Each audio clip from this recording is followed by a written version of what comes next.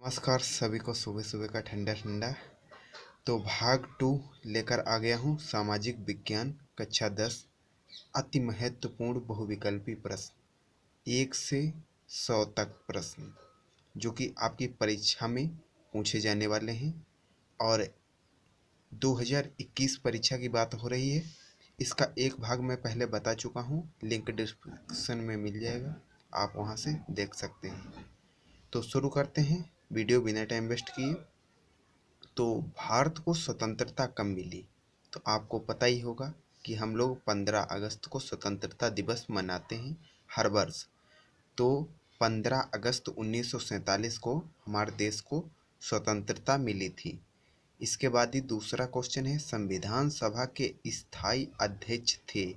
उस समय जब संविधान सभा बनी तो उस समय उसके स्थायी अध्यक्ष कौन थे? तो वह पूर्व राष्ट्रपति डॉक्टर राजेंद्र प्रसाद और भारत के पहले राष्ट्रपति डॉक्टर राजेंद्र प्रसाद संविधान सभा के स्थायी सदस्य चुने गए थे। इसके साथ ही तीसरा क्वेश्चन है, भारतीय संघ में निम्नलिखित में से किस देशी रियासत का विलय जनमत संग्रह के आधार पर हुआ था? तो वह कौन सी देश की रियासत थी जिसका विलय जनमत संग्रह के आधार पर हुआ था? तो वह जूनागढ़ रियासत थी। तो इसी के साथ ही चौथा प्रश्न है, संविधान सभा की पहली बैठक कब हुई? संविधान सभा की पहली बैठक कब हुई? तो संविधान सभा की पहली बैठक 9 सितंबर को हुई थी, 9 दिसंबर को हुई थी। इसके साथ ही पांचवा प्रश्न है, भारतीय रियासतों के विलय में सर्वाधिक योगदान किसका था? तो आपको पता होगा कि भारतीय रियासतें एक में मिलाने के लिए, एक शक्तिशाली राष्ट्र बनाने के लिए सरदार वल्लभ भाई पटेल ने अहम भूमिका निभाई थी रियासतों को इकट्ठा करने में। तो इसके साथ ही छठवां क्वेश्चन है, भारतीय संविधान कब लागू हुआ? तो भारतीय संविधान 26 जनवरी 1950 ईस्वी को लागू किया गया था। इसके साथ ही सातवां क्वेश्चन, भारत का प्रथम उप प्रधानमंत्री कौन था? तो भारत का प्रथम उप प्रधानमंत्री सरदार वल्लभ भाई पटेल ही थे। इसके साथ ही आठवां क्वेश्चन, तो आठवां क्वेश्चन है, आधुनिक भारत में आर्थिक नियोजन की नीति आरंभ की गई। तो कब की गई थी भारत में आर्थिक नियोजन की नीति? तो देख लेते, भारत में आर्थिक नियोजन नीति को लागू करने वाले पंडित जवाहरलाल नेहरू जी थे। इसी के साथ ही नौवां क्वेश्चन, भारत में संघीय व्यवस्थापिका का नाम क्या है? तो भारत में संघीय व्यवस्थिका का नाम है संसद। इसी के साथ ही 10वां क्वेश्चन, लोकसभा अध्यक्ष का कार्यकाल होता है। तो लोकसभा अध्यक्ष का कार्यकाल कितने साल का होता है? तो 5 वर्ष का लोकसभा अध्यक्ष का कार्यकाल होता है। इसी के साथ ही 11वां क्वेश्चन, संसद के लोकप्रिय सदन का क्या नाम है? तो संसद के लोकप्रिय सदन का नाम लोकसभा है। इसी के साथ ही 12वां क्वेश्चन, कोई विधेयक धन विधेयक है अथवा नहीं कौन प्रमाणित करता है? तो वह लोकसभा अध्यक्ष प्रमाणित करता है कि कोई विधेयक धन विधेयक है या नहीं है। इसी के साथ ही 13वां क्वेश्चन, राज्यसभा का पदेन सभापति कौन होता है या होता है? तो वह उपराष्ट्रपति होता है राज्यसभा का पदेन सभापति। इसी के साथ ही 14वां क्वेश्चन, संसद का उच्च सदन कौन सा होता है? तो संसद का उच्च सदन राज्यसभा होता है। इसी के साथ ही 15वां क्वेश्चन, इसकी स्वीकृति किसकी स्वीकृति से कोई विधेयक अधिनियम बन सकता है?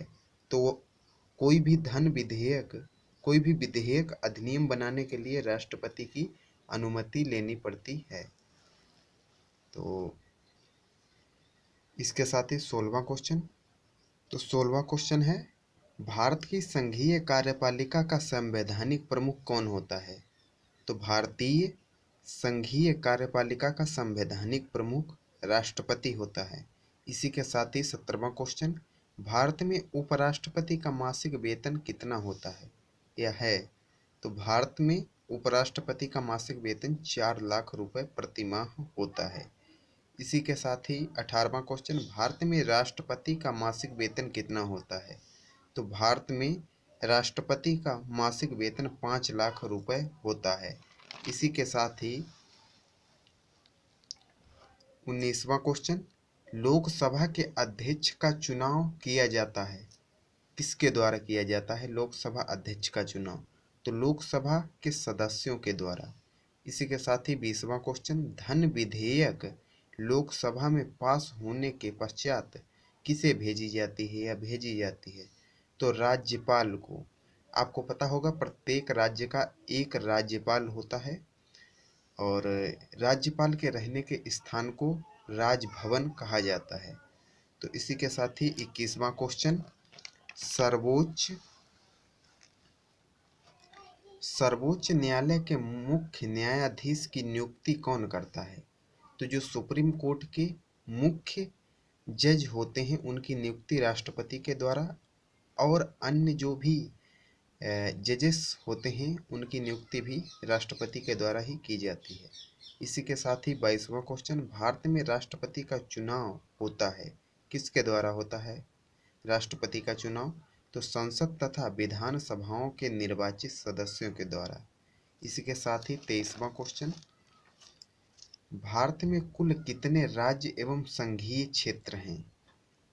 तो भारत में 29 राज्य हैं और अब 9 संघीय क्षेत्र हो चुके हैं। तो इसी के साथ ही 24वां क्वेश्चन, केंद्रीय मंत्रिपरिषद उत्तरदायी होती है, किसके प्रति उत्तरदायी होती है या उत्तरदायी होती है? तो केंद्रीय मंत्रिपरिषद लोकसभा के प्रति उत्तरदायी होती है। इसी के साथ ही 25वां क्वेश्चन, प्रधानमंत्री की नियुक्ति कौन करता है? तो प्रधानमंत्री की नियुक्ति राष्ट्रपति ही करता है और भी जितने कैबिनेट मंत्री होते हैं उनकी नियुक्ति प्रधानमंत्री की राय लेकर राष्ट्रपति ही करते हैं। तो इसी के साथ ही 26वां क्वेश्चन, 2 बार भारत के कार्यवाहक प्रधानमंत्री कौन थे? 2 बार भारत के प्रधानमंत्री कार्यवाहक के रूप में किन्होंने चलाया प्रधानमंत्री का पद?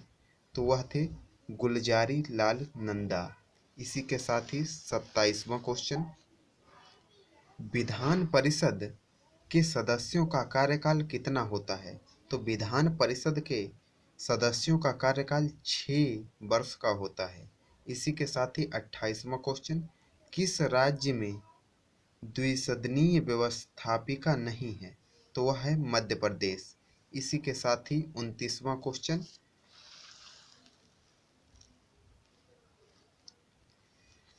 राज्य का मुख्यमंत्री किसके प्रति उत्तरदायी होता है? तो राज्य का मुख्यमंत्री विधानसभा के प्रति उत्तरदायी होता है। इसी के साथ 30वां क्वेश्चन, भारत के सर्वोच्च न्यायालय में प्रधान न्यायाधीश को छोड़कर न्यायाधीशों की संख्या है? तो भारत में 30 है अन्य न्यायाधीशों की और कुल 31 न्यायाधीश होते हैं सर्वोच्च न्यायालय या सुप्रीम कोर्ट में। तो इस बात को आपको ध्यान में रखना है। और अब 31वें क्वेश्चन की तरफ बढ़ते हैं। तो सर्वोच्च न्यायालय कहाँ स्थित है? तो अपना सर्वोच्च न्यायालय है वो नई दिल्ली में स्थित है। ये वही प्रश्न हैं जो पूछे गए हैं परीक्षा में, अलग से मैंने कुछ नहीं बताया है। तो आपको ये प्रश्न बार बार जो पूछे जाते हैं वही हैं, आपको ध्यान से देखना है। और मैं आपको विश्वास दिलाता हूं कि अगर आप ये चारों वीडियो देख कर जाते हैं तो आप एक भी बहुविकल्पी प्रश्न छोड़कर नहीं आएंगे और जो अतिलघु उत्तरी प्रश्न आते हैं उनमें भी आप कई प्रश्न करके आएंगे, इस बात की गारंटी है। तो 32वां क्वेश्चन देख लेते हैं। सर्वोच्च न्यायालय के न्यायाधीश कितने वर्ष की आयु में सेवानिवृत्त होते हैं या रिटायर होते हैं? तो वह 65 वर्ष की आयु में। 33वां क्वेश्चन है, सर्वोच्च न्यायालय के न्यायाधीशों को मासिक वेतन मिलता है?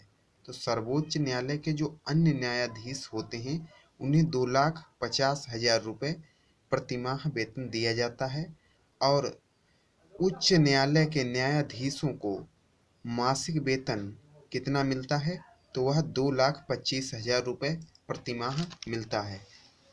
इसी के साथ ही 35वां क्वेश्चन, सर्वोच्च न्यायालय के प्रधान न्यायाधीश को कितना वेतन मिलता है? तो सुप्रीम कोर्ट के जो मुख्य न्यायाधीश हैं उन्हें 2,80,000 रुपये प्रतिमाह वेतन दिया जाता है।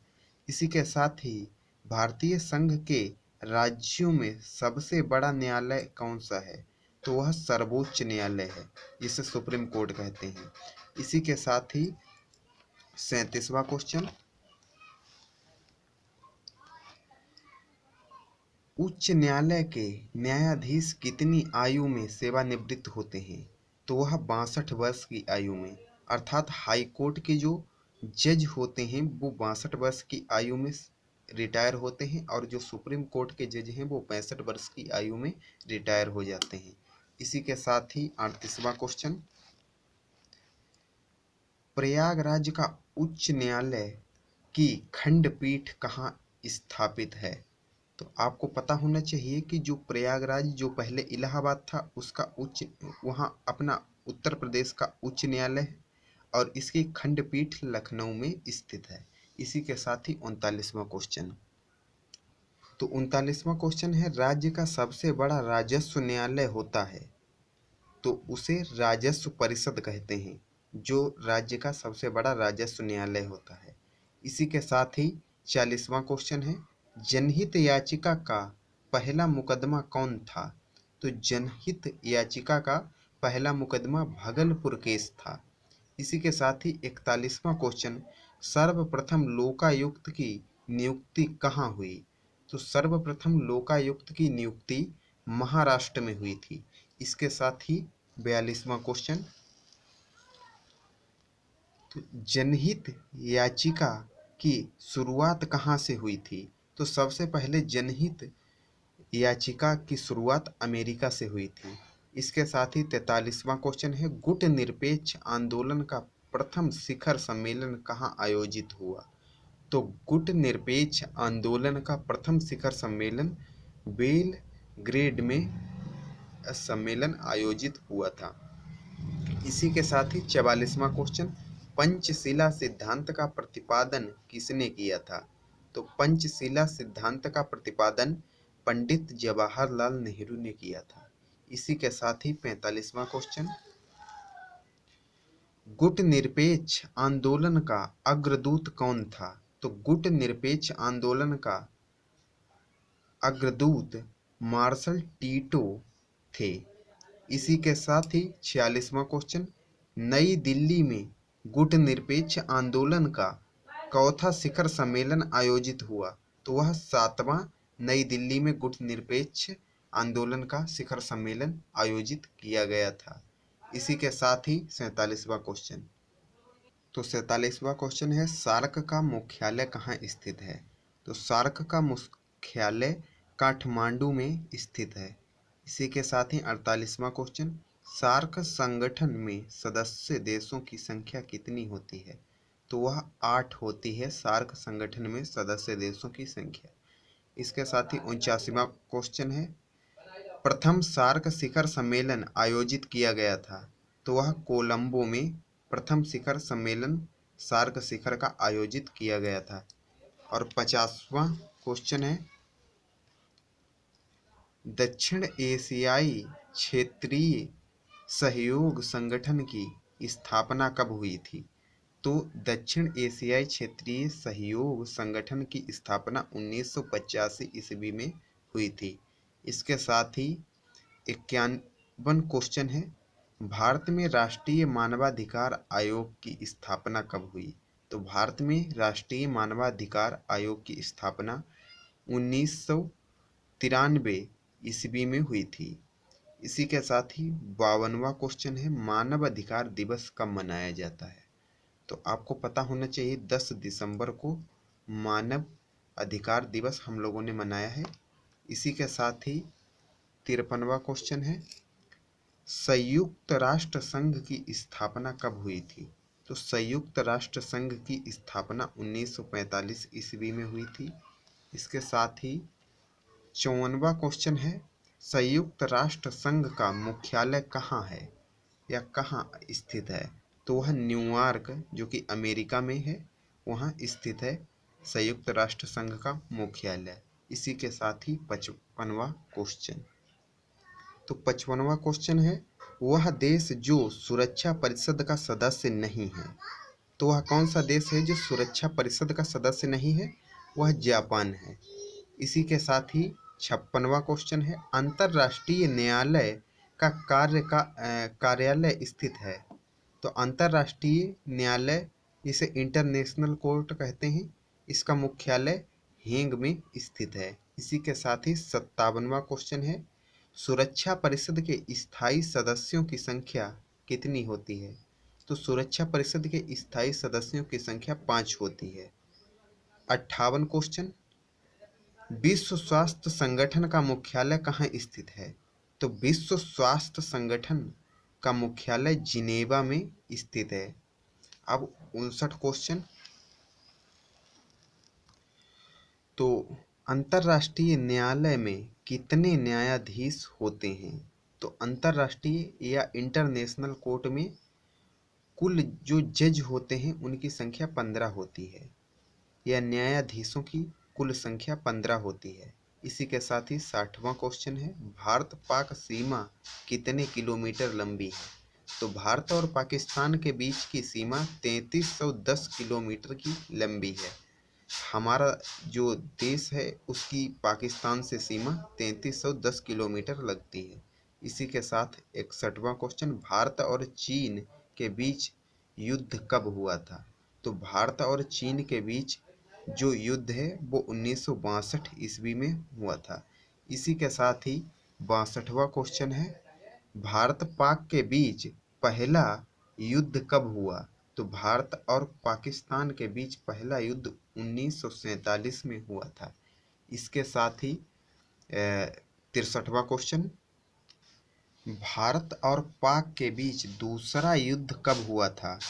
तो भारत और पाकिस्तान के बीच दूसरा युद्ध 1965 में, अर्थात चीन से जब हमारी लड़ाई हुई थी 1962 में, उसके 3 साल बाद ही पाकिस्तान ने हमारी आर्थिक जो कमजोरी आई थी देश में उसका फायदा उठाते हुए हम पर आक्रमण किया था, और जिसका हमारे देश के सैनिकों ने मुंहतोड़ जवाब भी दिया था। तो इसके साथ ही 64वां क्वेश्चन, भारत की तीनों सेनाओं का सर्वोच्च कमांडर होता है। तो भारत की तीनों सेनाओं का जो सर्वोच्च कमांडर होता है वह राष्ट्रपति होता है। इसके साथ ही 65वां क्वेश्चन, भारतीय नौसेना का मुख्यालय कहाँ स्थित है? तो भारतीय नौसेना का मुख्यालय नई दिल्ली में स्थित है।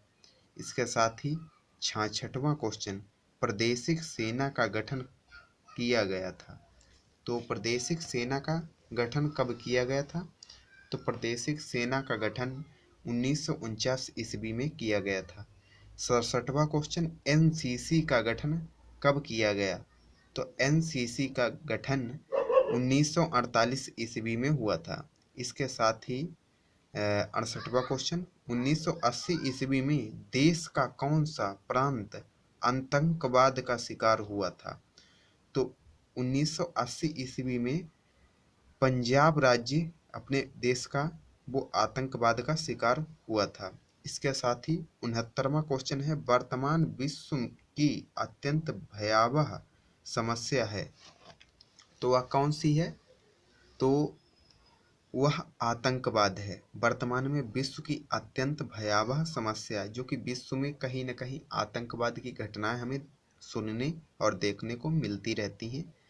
इसके साथ ही भारत का देशांतरीय विस्तार है, तो यह 68 अंश 7 मिनट ईस्ट से लेकर 57 अंश 25 मिनट ईस्ट तक है। इसके साथ ही 71वां क्वेश्चन, क्षेत्रफल की दृष्टि से सबसे बड़ा राज्य कौन सा है? भारत के क्षेत्रफल की दृष्टि से राज्य कौन सा सबसे बड़ा है देश में? तो वह राजस्थान है। और जो जनसंख्या के आधार पर हमारा उत्तर प्रदेश है। इसी के साथ ही 72वां क्वेश्चन, भारत के कुल क्षेत्रफल में मैदानी भाग कितना है? तो वह लगभग 43% है। अब कोई करेक्ट नहीं है कि परीक्षा में 43% ही आएगा, 42% भी आ सकता है, या 44% भी आ सकता है। आपको वही टिक करना है। अगर 43% आता है तो 43% टिक करना है, अन्यथा जो भी 43% के सबसे नज़दीक हो उसे टिक करना है। इसी के साथ ही 73वां क्वेश्चन है, लिपकी सिपकी ला दर्रा भारत को जोड़ता है। तो वह सिपकी ला दर्रा किसके साथ भारत को जोड़ता है? तो वह चीन के साथ भारत को जोड़ता है। इसके साथ ही 74वां क्वेश्चन, भारत का क्षेत्रफल कितना है? तो भारत का जो क्षेत्रफल है 32,87,263 वर्ग किलोमीटर है भारत का क्षेत्रफल। इसी के साथ ही 75वां क्वेश्चन, कंचनजंगा चोटी उपस्थित है। तो यह भारत में ही उपस्थित है और इसका जो ऊंचाई है वो 8,598 मीटर है। इसके साथ ही 76वां क्वेश्चन है, संसार का सबसे बड़ा डेल्टा कौन सा है? तो संसार का सबसे बड़ा डेल्टा गंगा का डेल्टा है।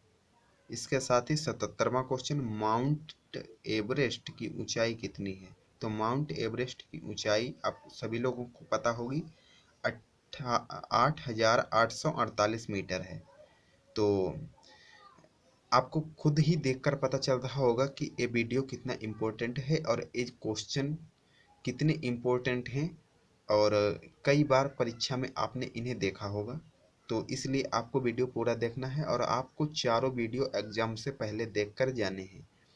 तो इसके साथ ही 78वां क्वेश्चन है, मैकमोहन रेखा किसके बीच स्थित है? तो मैकमोहन रेखा किसके बीच स्थित है? तो भारत और चीन के मध्य मैकमोहन रेखा स्थित है। इसी के साथ ही 79वां क्वेश्चन, जोजिला दर्रा जोड़ता है, किसको जोड़ता है जोजिला दर्रा? तो श्रीनगर जो कि कश्मीर में पड़ता है और लेह जिसे लद्दाख कहते हैं उन्हें जोड़ता है। इसके साथ ही 80वां क्वेश्चन है, भारत में सर्वोच्च पर्वत शिखर है। तो वह कंचनजंगा है, जिसकी ऊंचाई मैं अभी आपको बता चुका हूँ। इसके साथ ही 81वां क्वेश्चन है, किस राज्य की तटरेखा सबसे लंबी है? तो वह गुजरात राज्य की तटरेखा अपने भारत में सबसे लंबी रेखा है। इसके साथ ही 82वां क्वेश्चन, ऊंट कमांड किस राज्य में स्थित है? ऊंट कमांड तमिलनाडु में स्थित है। इसी के साथ 83वां क्वेश्चन है, कौन सा समुद्र तट कोरोमंडल तट कहा जाता है? तो वह तमिलनाडु का समुद्र तट को कोरोमंडल कहा जाता है। इसके साथ ही 84वां क्वेश्चन,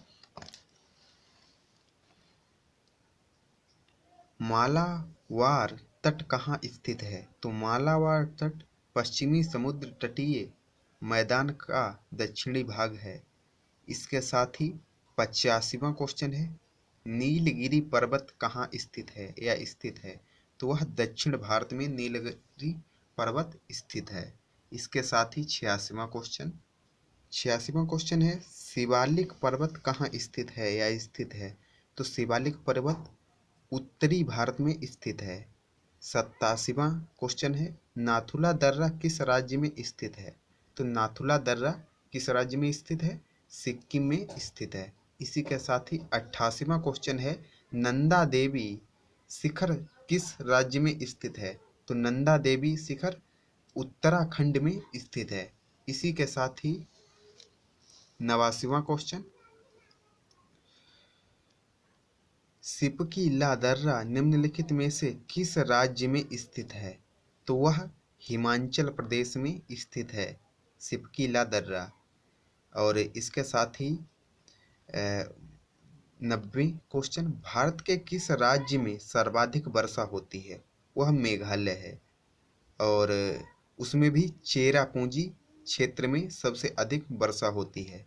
और सिपकी ला दर्रा जो हिमाचल प्रदेश में स्थित है वह भारत को किससे जोड़ता है? चाइना से जोड़ता है। इसी के साथ ही आपको ये बहुत ही ध्यान से देखना है। और अगर आप किसी ऐसी जगह पर बैठे हैं जहां बहुत ज़्यादा शोर शराबा हो रहा है तो आपको टाइम वेस्ट नहीं करना है और आपको वीडियो देखने लगना है। आपको अगर 2-3 बार आप वीडियो देख लेते हैं तो आपको वैसे भी अधिक से अधिक प्रश्न याद हो जाएंगे। इसी के साथ ही 91 क्वेश्चन है, विश्व में सबसे ज्यादा वर्षा कहाँ होती है? तो वह चेरापूंजी सोहरा में होती है। इसी के साथ ही 92 क्वेश्चन है, शीत ऋतु में भारत के किस राज्य में वर्षा होती है? तो शीत ऋतु में भारत में वर्षा कहाँ होती है? तमिलनाडु में होती है। इसी के ठंडी में भी। इसी के साथ 93 क्वेश्चन है, भारत में निम्न या सबसे कम वर्षा वाला क्षेत्र कौन सा है? तो वह थरा मरुस्थल है। इसी के साथ ही 94 क्वेश्चन है, सुनामी क्या है? तो सुनामी एक प्राकृतिक आपदा है, और भूकंप हो गया और जो भी है ये प्राकृतिक आपदाएं हैं, या ज्वालामुखी फटना हो गया, तो ये सभी प्राकृतिक ज्वालाएं हैं सुनामी की तरह। इसी के साथ ही 95 क्वेश्चन है, कपास की खेती के लिए उत्तम मिट्टी कौन सी होती है? तो यह काली मिट्टी होती है, और इसे कपासी मृदा या कपासी मिट्टी भी कहते हैं, काली मिट्टी को ही। तो आपको क्वेश्चन आ सकता है, निम्नलिखित में से कपासी मिट्टी कौन सी है? तो आप काली मिट्टी पर ही क्लिक टिक करेंगे। इसके साथ ही 96 क्वेश्चन है, जलोढ़ मिट्टी पाई जाती है? तो जलोढ़ मिट्टी अपने मैदानी भाग में पाई जाती है। तो 97 प्रश्न है, हमारे प्रदेश में गंगा की सबसे बड़ी सहायक नदी कौन सी है? तो जो उत्तर प्रदेश है उसमें गंगा नदी की सहायक नदी कौन सी है? तो वह यमुना नदी है। इसके साथ ही 98 क्वेश्चन है, उत्तर प्रदेश की सबसे बड़ी नदी घाटी परियोजना कौन सी है? तो वह उत्तर प्रदेश की सबसे बड़ी नदी घाटी परियोजना रिहंद नदी है, रिहंद परियोजना है, रिहंद नदी घाटी परियोजना। अब 99 क्वेश्चन है, भारत की सबसे बड़ी बहुउद्देशीय नदी घाटी परियोजना कौन सी है? तो वह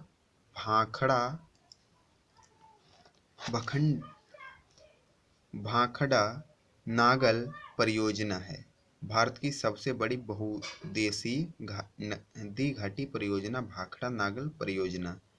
और 100वां क्वेश्चन है, हीराकुंड नदी घाटी परियोजना किस नदी पर चलाई गई है? तो वह किस नदी पर चलाई गई है? तो यह महानदी पर चलाई गई है।